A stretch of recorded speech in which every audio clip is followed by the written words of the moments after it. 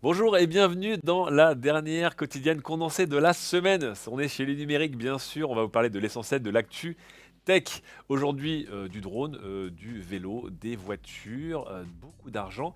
Et puis aussi, je vous rappelle que ce matin en live à 11 heures, petit lien dans la description, je vous invite plus que jamais à aller voir le replay puisque dans la dernière partie, nous avons reçu Raphaël Benteo, notre journaliste informatique, qui est venu nous parler de ceci. Puisque nous avons publié les tests des MacBook Pro M1 Pro en attendant le MacBook Pro M1 Max. Bref, lien dans la description. Le temps que vous avez mis un petit pouce bleu par là, un abonnement et tout ça, on approche les 100 000. Vous me faites très plaisir. On est parti maintenant pour l'essentiel de l'actu tech. Et on va commencer avec un vélo d'appartement. Et oui, c'est important, l'hiver arrive, vous êtes au chaud. Et regardez-moi ce petit vélo d'appartement de la marque Muoverti qui s'appelle le Tilt Bike et qui porte bien son nom, puisque l'intérêt par rapport aux autres vélos d'appartement ou aux home trainers, notamment des marques connues comme Wahoo, eh bien c'est que ce vélo peut se pencher. Alors vous allez dire, ok, juste ça, c'est pas très utile, et surtout se pencher à droite à gauche lorsqu'il n'y a pas la force centrifuge, notamment, c'est pas très intéressant en vrai. L'intérêt, c'est que vous allez pouvoir plutôt simuler lorsque vous êtes en danseuse et que vous envoyez un petit peu des watts dans les pédales, puisque du coup le vélo va reprendre ses mouvements, voilà, comme ici, de manière beaucoup plus naturelle par rapport au vélo d'appartement, au home trainer qui était définitivement et tristement fixe de droite à gauche. Je ne sais pas combien ça coûte. On verra si, notamment chez Wahoo, qui sont un peu les rois des home trainers actuellement, qui peuvent même vous permettre de gérer l'inclinaison de votre vélo, on adoptera ce petit côté tilt à droite à gauche. Ça me rappelle en tout cas les meilleurs moments des bornes d'arcade Sega. On continue avec un autre produit qui lui a été annoncé et on a son prix, vous allez voir, il picote, mais est-ce qu'il se justifie?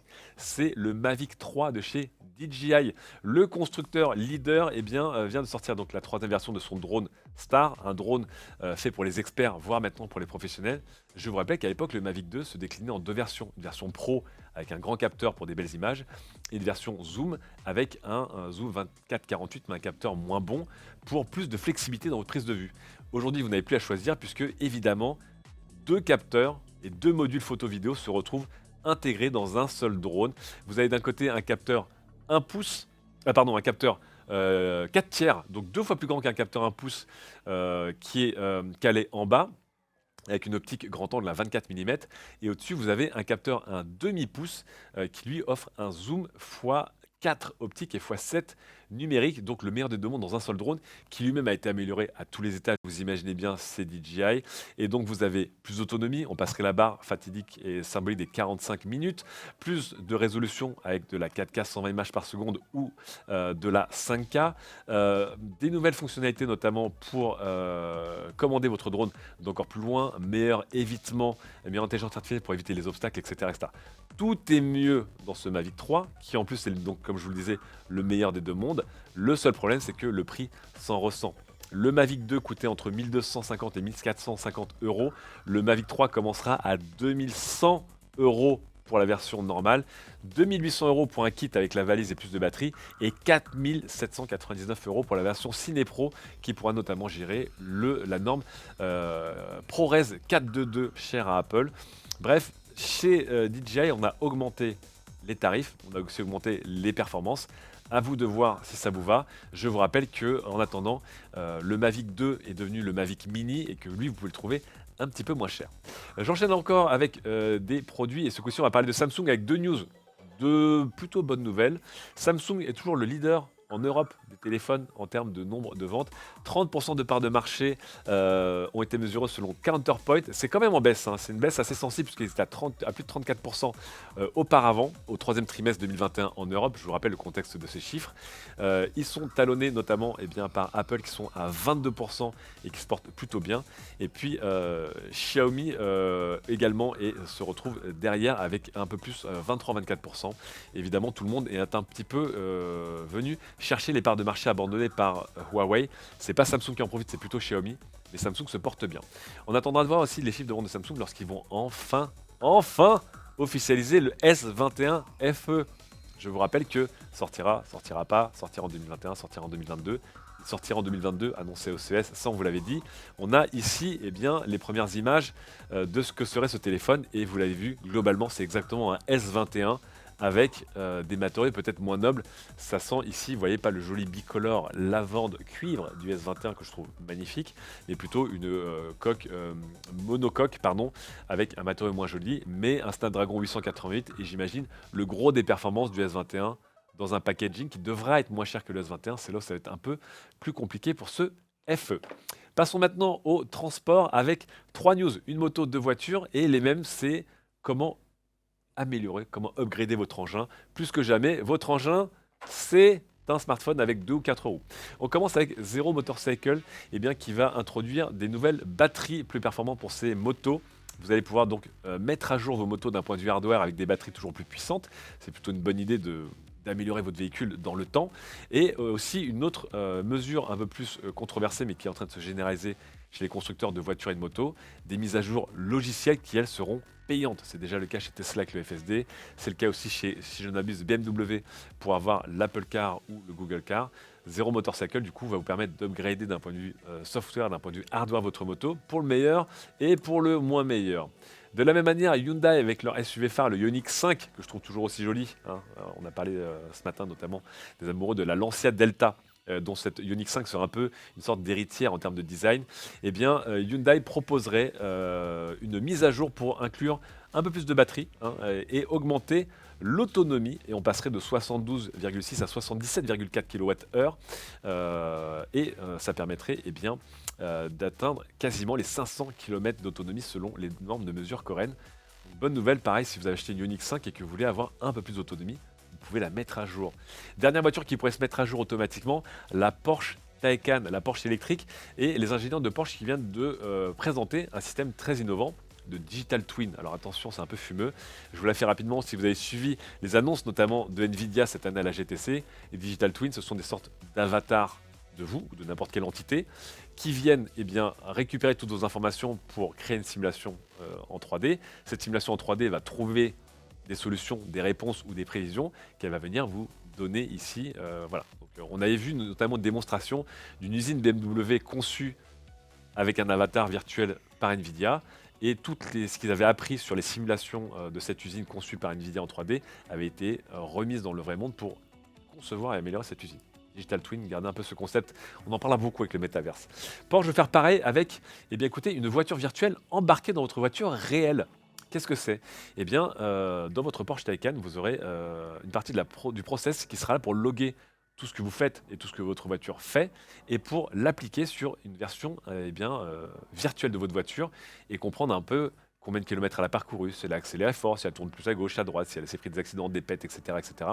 Et cette voiture, avec des modèles prédictifs et du machine learning, pourra vous dire à l'avance quel type de problème ou quel type de réparation, quel type d'upgrade ou de soins elle aura besoin dans X jours, semaines ou mois. Voilà, c'est Minority Report dans votre Porsche de luxe, mais c'est un système assez intéressant. C'est une sorte de SAV précog qui fera très plaisir à Tom Cruise d'ailleurs.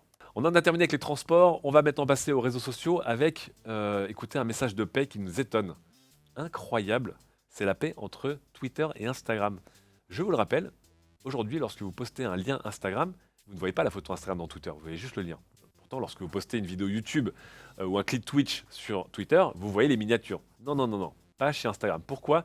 Eh bien parce que c'était la guerre froide depuis 10 ans entre les deux réseaux. Et pour les gens qui ne s'en rappellent pas, et je l'avais rappelé ce matin en live, eh bien n'oubliez pas que Twitter et Instagram étaient les meilleurs amis du monde et qu'Instagram était quasiment en fait la source d'images de Twitter à l'époque où Twitter ne pouvait pas diffuser d'images. Les gens allaient sur Instagram pour poster des images qu'ils mettaient sur leur tweet qui apparaissaient sur Twitter.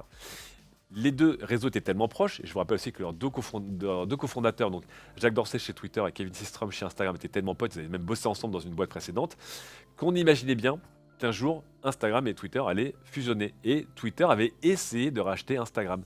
Problème, c'est Facebook qui est arrivé par là et qui a mis un peu la discorde entre les deux réseaux, en rachetant à coups de milliards Instagram, en promettant qu'il n'allait pas non plus trop changer Instagram. Mais en attendant, Ça a brouillé les relations et depuis Instagram et Twitter avaient un peu fermé leurs API l'un à l'autre, c'était un peu la guerre des tranchées et on ne pouvait plus voir ses contacts Twitter dans Instagram et on ne pouvait plus voir les photos Instagram dans Twitter. Eh bien, grâce à un petit dîner autour d'une pizza, selon la légende, entre le boss d'Instagram, Adam Mosseri, et le boss de Twitter, enfin un des boss de Twitter, aujourd'hui c'est le retour un petit peu et on va enfin pouvoir poster ses photos Instagram sur Twitter. Voilà. La news en elle-même n'a pas l'air très importante, mais elle vous raconte un peu l'histoire et effectivement, il y a 10 ans, peut-être que Instagram et Twitter auraient dû se marier ensemble avant que Facebook n'arrive pour voler et changer le destin de tout le monde. Parlons maintenant un petit peu d'Apple et de Google. On commence avec Apple avec une offre d'emploi qui parlerait d'un Home OS. Donc après iOS, macOS, iPadOS, tvOS, watchOS. Je crois que j'ai fait le tour. J'ai dû en oublier quelques-uns. On aurait peut-être un Home OS pour les objets évidemment de domotique. Apple est très en retard sur notamment Amazon et Google qui vous font de l'enceinte connectée mais aussi des sonnettes, des thermostats, des écrans connectés, bref un peu la totale. Apple, est-ce qu'ils vont se bouger sur la domotique et aller un peu au-delà de leur simple HomePod et HomePod mini? À voir, mais un Home OS serait en projet. Avant qu'un Home OS arrive en projet, Apple aussi, c'est des chantiers actuels. Le chantier actuel d'Apple, c'est est de défendre leur position un petit peu d'Apple, c'est-à-dire de position. Tout se passe bien chez nous, mais c'est juste nous qui gérons tout hein, pour vous. On va parler de sideloading. Le sideloading, c'est l'idée de pouvoir télécharger une application en dehors d'un store officiel. C'est ce qui arrive sur Windows, par exemple. Vous pouvez télécharger votre logiciel sur le site de l'éditeur. Chez Apple et chez Google, évidemment, c'est différent. Google officiellement laisse d'autres stores tiers exister, même s'ils sont vraiment dans l'ombre du Play Store, mais chez Apple, il n'y a aucune possibilité. Vous devez tout faire via l'App Store. Télécharger une application et aussi faire vos achats in-app. Beaucoup de gens ne sont pas d'accord avec ça. Facebook et Epic en tête et des régulateurs aussi. Eh bien, Craig Federighi, le boss du software chez Apple, a continué à défendre la démarche d'Apple en expliquant que si demain n'importe qui peut proposer des téléchargements avec son propre store ou dans sa propre app et avoir son propre système de paiement, c'est la porte ouverte à toutes les fenêtres, comme dirait l'autre. Craig nous parle même et nous fait même des métaphores d'avoir votre serrure de porte qui serait compatible avec 80 clés différentes et pas une seule clé, la clé la plus sûre évidemment, celle d'Apple. On ne sait pas si Apple pourra tenir longtemps cette position, évidemment c'est un débat qui est très intéressant. Est-ce que vous faites confiance à une personne très safe ou est-ce que vous faites confiance à plein de personnes moins safe mais qui du coup sont plus libres et moins contraintes? Rien n'est moins sûr parce que du côté notamment de chez Facebook, désormais l'ennemi intime d'Apple sur plein de points, eh bien, on va essayer d'esquiver les fameux 30% d'Apple et d'esquiver les paiements qui sont loqués chez Apple. Et Mark Zuckerberg, toujours le défenseur évidemment des créateurs et des créatifs, explique eh bien, qu'ils ont un nouveau système qui va permettre de ne pas passer par les 30% d'Apple et même pas par les 30% de Facebook. Ils promettent aux créateurs qui vont essayer de créer une communauté et d'avoir des subs, un peu comme sur Twitch, eh bien, ils leur promettent qu'ils ne prendront même pas un seul pourcent de dîmes jusqu'en 2023 et qu'ils leur donneront jusqu'à 10 000 $ de bonus pour un petit peu engager la communauté et sans passer par la taxe d'Apple ni même celle de Facebook. On m'a rappelé aussi, merci mon cher collègue Florian, que dans le même temps, Facebook et donc Oculus continuent à prélever 30% dans son store. Bref, toujours pareil, le voisin, l'herbe, la poutre, la paille, tout ça, le gazon. On termine avec cette histoire de sideloading et de paiement justement in-app. Et en Corée, c'est passé. Je vous rappelle que le gouvernement voulait obliger Apple et Google à laisser d'autres solutions de paiement que les leurs dans les applications. C'est le cas puisque Google autorise désormais dans Android de passer par des paiements in-app en dehors de leur store. Est-ce que ça fera jurisprudence dans les autres pays? On ne sait pas. Mais c'est un grand pas en avant pour justement les défenseurs de ce type d'indépendance. Voilà un peu pour les grosses news. On termine avec évidemment des tests. Je vous rappelle que Intel a annoncé ses Intel Core 12e génération, les Alder Lake. Et Régis a pu tester 3 modèles, un Core i5 et 2 Core i9. Je vous laisse aller voir ces tests. Je vous rappelle aussi que mercredi prochain, en live, il viendra dans l'émission notre quotidienne live pour en parler plus en détail, puisqu'il y a beaucoup de choses à dire sur cette nouvelle génération, cette nouvelle architecture de processeurs hybrides. Le Core i5 12600KF, le Core i9 12900K et 12900KF ont été testés par Régis. Et globalement, ce sont d'excellents processeurs, que ce soit pour l'applicatif et surtout pour le gaming. Intel est-il de retour sur le plan des performances complètement, et ça fait très plaisir. Sur les autres plans, ce sera plus discutable parce que je vous rappelle que ces cores chauffent beaucoup, qu'ils ont une grosse enveloppe thermique, qu'ils demandent des cartes mères qui coûtent cher et que les autres avantages comme la nouvelle DDR aussi coûtent cher. Donc Beaucoup de bons points côté Intel, mais aussi beaucoup d'interrogations sur leur rapport qualité-prix par rapport à la concurrence du côté de chez AMD. En tout cas, je peux vous dire qu'en ce moment, ça se défonce dans les forums et c'est plutôt bon signe. Donc on en reparlera mercredi.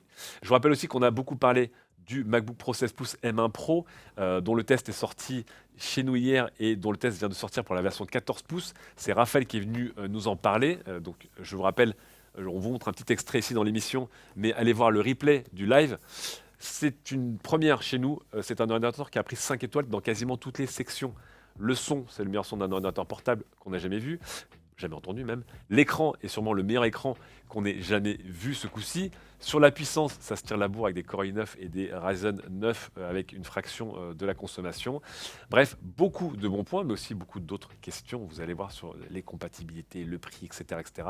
Donc tous les tests sont disponibles. Et enfin, on termine avec d'autres tests aussi. On a testé un réfrigérateur Samsung Bespoke, le RB34A6 BOEAP. J'en peux plus de la référence, mais j'en peux plus aussi de la mignoncité de ce joli frigo bicolore qui me ferait presque pardonner à Samsung ses conférences Bespoke pour ses Samsung Z Flip. Nous avons aussi testé le Reno 6 Pro, qui est un haut de gamme, moins cher que le haut de gamme qui vient concurrencer le Find X3 Pro et Find X3 Neo de la même marque. Bon, c'est compliqué chez les constructeurs. On a un très bon téléphone, mais est-ce qu'il apporte vraiment quelque chose de nouveau à 800 € par rapport à ses petits copains? L'or se pose encore la question. Et puis enfin, nous avons testé la Dacia Spring. C'est Aurélien qui l'a fait. C'est la voiture électrique la moins chère du marché. Elle est à peine au-dessus de la barre des 12 000 € avec l'aide de l'État incluse. Pour ce prix plancher, qu'a-t-on dans cette voiture? Quels sont les sacrifices? Et est-ce qu'à la fin, c'est plutôt une bonne voiture électrique? Pour vous la faire courte, c'est une bonne voiture électrique si vous avez besoin d'un second véhicule ou d'un véhicule citadin. Pour le reste, elle sera un peu plus limité. Mais l'intérêt, c'est évidemment d'avoir une voiture qui ne coûte que 12 000 €. Allez retrouver ce test sur notre chaîne YouTube et sur notre site. Et le test écrit sur le site. Voilà pour l'essentiel de l'actu tech. On se retrouve dès lundi pour un nouvel épisode de la quotidienne condensée, dès lundi 11h pour la version live. En attendant, passez un bon week-end et faites comme moi. Occupez-vous de votre santé, de votre nez. Ciao.